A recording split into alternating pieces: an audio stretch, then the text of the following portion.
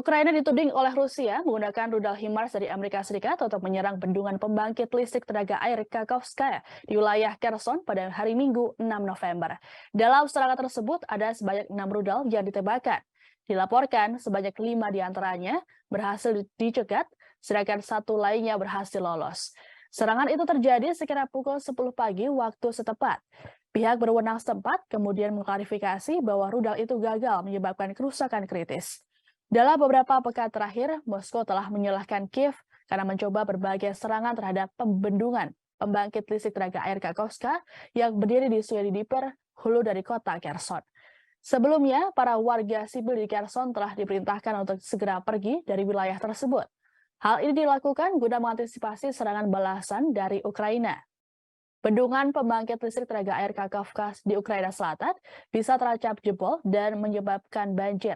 Hal tersebut dikarenakan kedua belah pihak, baik Ukraina ataupun Rusia, saling tuduh akan melakukan perusakan di bendungan ini. Apabila bendungan tersebut jebol, maka akan menjadi bencana besar bagi kedua belah pihak.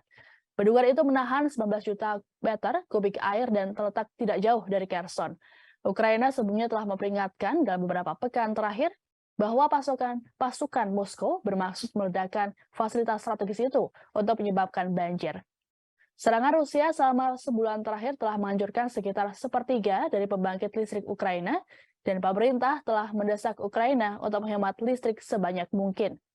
Namun, sampai sekarang, Ukraina jarang menyerang infrastruktur energi sipil yang dikuasai Rusia di wilayah yang dianeksasi oleh Moskow, dan lebih memilih untuk menargetkan jalur pasokan tentara Rusia.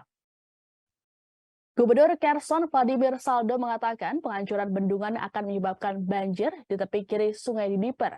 Presiden Ukraina Volodymyr Zelensky mengatakan bulan lalu bahwa pasukan Rusia telah menambang pembangkit listrik tenaga air Kakhovka dengan maksud untuk meledakkannya. Ia memperingatkan kehancurannya dapat menyebabkan banjir bandang bagi ratusan ribu orang. Ia mengatakan pemotongan pasokan air ke selatan juga dapat berdampak pada sistem pendingin pembangkit listrik tenaga nuklir Zaporizhia yang terbesar di Eropa. Sejalan dengan ini, Wali Kota Kiev mendesak masyarakat untuk siap-siap evakuasi diri apabila ibu kota kehilangan pasokan air dan listrik. Sejauh ini, lebih dari 4,5 juta warga Ukraina hidup tanpa listrik di tengah musim dingin yang kian mendekat. Penasihat Presiden Ukraina, Mikhailo Podolyak, sebelumnya menegaskan bahwa Ukraina akan bertahan meski Rusia menyerang infrastruktur energi.